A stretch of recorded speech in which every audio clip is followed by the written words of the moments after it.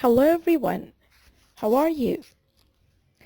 Let's remember together what we said before about how can we classify words. Words can be classified into different categories according to three criteria: either meaning, morphological form, or syntactic function. The most reliable of one of these is the syntactic function, the place a word takes in a sentence. Meaning is not reliable because, for example, I can't say that all nouns indicate either a person or an entity. Some nouns are abstract nouns like love, like happiness, success. They do not indicate either a person or an entity. And if I say morphological form, not all words are made plural, for example, by the addition of the S plural morpheme. Some words like child become children in plural form, deer and sheep are zero plural, and so on. But in the syntactic function, words can specify or can be specified into certain classes from their place in the sentence. So if I say I can space, what words do you expect to have here? I'm limited to I can run, jump, eat, read, write. I can't bring but a verb in this place.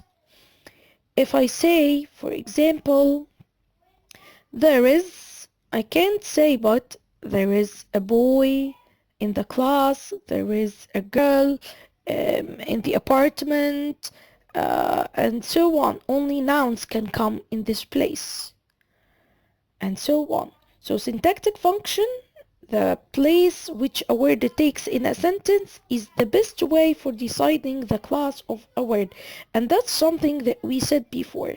So what are the syntactic functions or lexical categories or parts of a speech that we have in English? Lexical categories include nouns, verbs, adjectives, adverbs, and prepositions. And if I try to analyze a sentence using these categories, I will find, or I will have, the rule S consists of determiner, an optional adjective, noun, verb, another determiner, an optional adjective, and a noun. And I may also have it in the tree diagram shape that I have in the slide. So I will say a man kicked the ball. A is a determiner, man is a noun, kicked is a verb, determiner the, and the noun ball. However, I can still group these words into larger units or constituents which are called phrases. A sentence can not only be divided into words or lexical categories, but also it can be analyzed according to phrasal categories.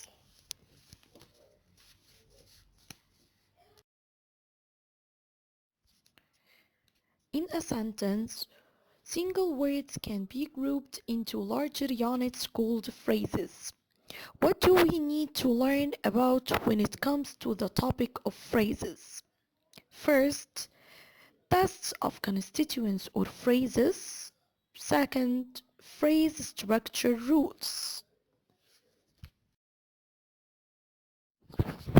There are 4 tests which help us recognize the constituents or phrases in a sentence.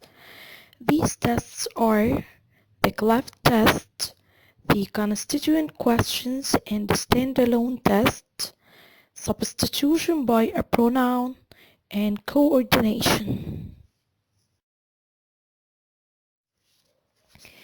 The cleft test uses the pattern it is or it was X, that by focusing an element in the X position. Let's consider together the example I have here. The policeman met several young students in the park last night. I can collect almost all the constituents or phrases I can get from the above sentence as follows by saying,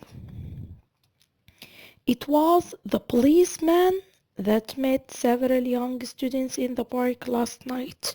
Here the policeman can work as a noun phrase. I can also say, it was in the park that the policeman met several young students last night. Also, in the park can work in this place using the cleft test. However, I cannot cleft parts that do not form phrases. So I cannot say, for example, it was the policeman met that several young students in the park last night. This is because the policeman met cannot form a phrase. There is nothing called the policeman met as a phrase.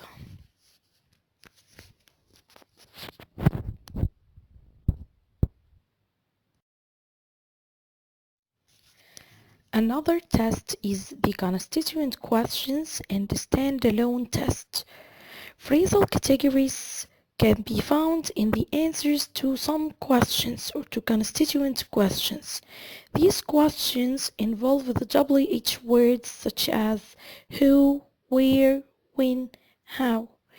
The answers to questions using these words can tell us something about phrasal categories or constituents in a sentence. Let's consider together the example we have here. What did you put in the box? The answer will be old books. So old books represents a phrase here. But I can't say old books in the box. What did you put in the box? Old books in the box. This doesn't make sense. Let's consider the other example we have here. What did you do? Put old books in the box. And I cannot say, for example, put in the box as an answer. So put in the box cannot form a phrase or a constituent.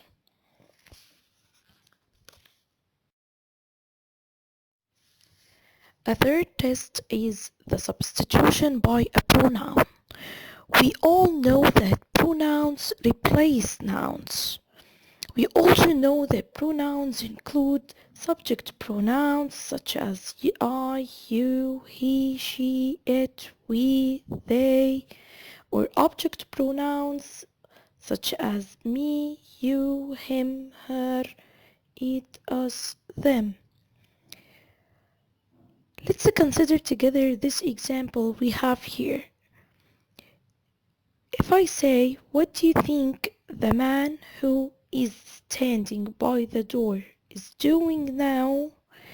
I can remove the phrase starting with the word the man who is standing by the door, with one pronoun which is he. So I can say, what do you think he is doing now? That means that the man who is standing by the door all together represents a phrase. Other pronouns also include there, so, as, and which. Let's see how can they work in a sentence. If I say, John asked me to put the clothes in the cupboard, and to annoy him, I really stuffed them there. There means in the cupboard, so it's a pronoun that represents the prepositional phrase in the cupboard. That means in the cupboard is a phrase.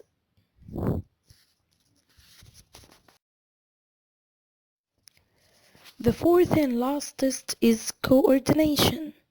Words and phrases can be connected by conjunctions such as and, or, but, and so on. Constructions which are connected together are always grammatically parallel. What comes before the conjunction is the same construction as what comes after it. The girls played in the water and swam under the bridge. Played in the water is a verb phrase coordinated or connected with swam under the bridge, which is another verb phrase. So verb phrases can be coordinated together. Verb phrases of the same kind. But I cannot say Mary waited for the bus and to go home. And this is because for the bus is a prepositional phrase consisting of for the preposition followed by an object to the bus.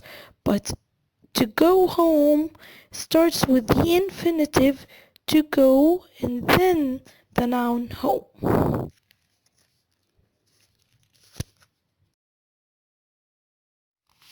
Phrase structure rules. How many phrase rules I'm going to discuss here? 5. The noun phrase, the verb phrase, the adjective phrase, the adverb phrase, and the prepositional phrase. Examples of noun phrases are Mary, I, you, students, the tall students, the students from Egypt, the students who came late. These are all examples of noun phrases.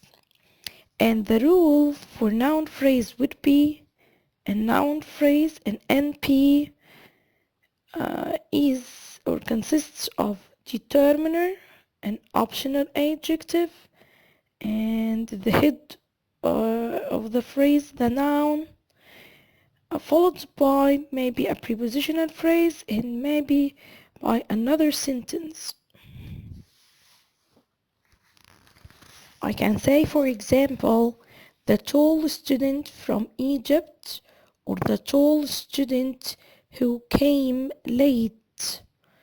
These are noun phrases consisting of the determiner, tall adjective, student is the main word, the head of the phrase, it's a noun, and at the end I have either the prepositional phrase from Egypt or the sentence or the clause who came late. The second one is VP or verb phrase. Verb phrases have 3 rules. The first rule represented by examples such as run, jumped, love music, took the dog to the park, think Tom is honest, warned the kids that storms were coming.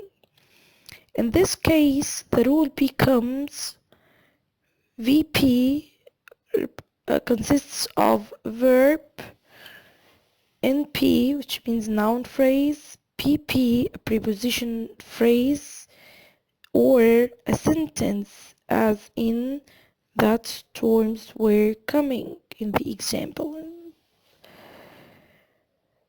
The second one is can read, will write the letter, to run, to feel happy. And the rule here is VP consists of V, which is an auxiliary verb, and a VP, starting with the stem verb, as in will write the letter. Will is the auxiliary verb, write the letter is a verb phrase, and it consists of write the verb and the noun phrase the letter. The last one is drive quickly or sit in the class. The verb phrase here, according to the rule, consists of a verb phrase, an adverb, or a preposition phrase.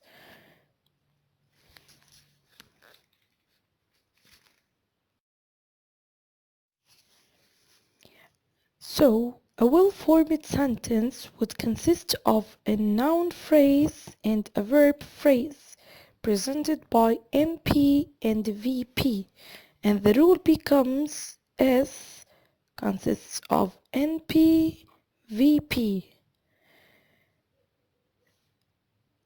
The example is the teacher met his students in the class.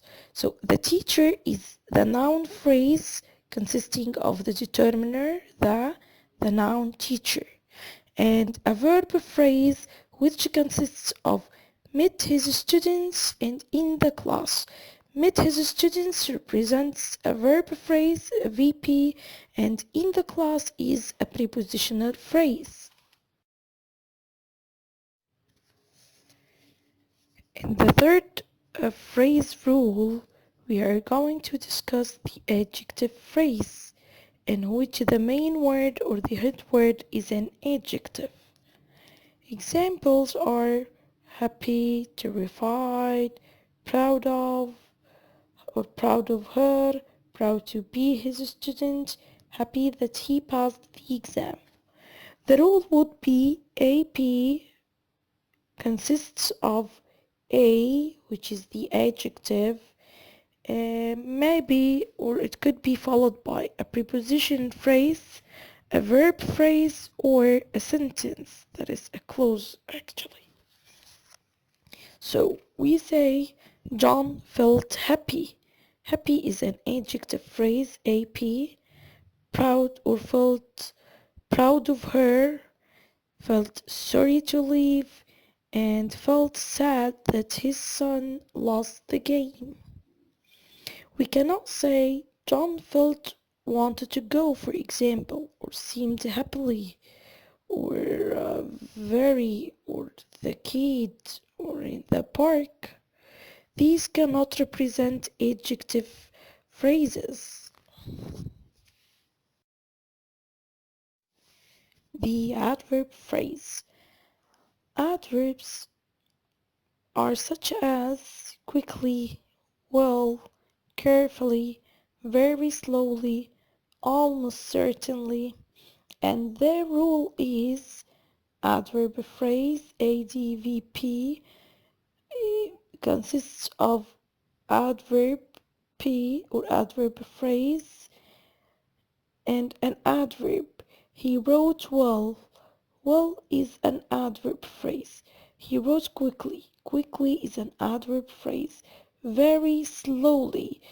An adverb phrase consisting of two adverbs, very and slowly. We cannot say he behaved the student or he behaved happy, because the student and happy do not represent adverb phrases.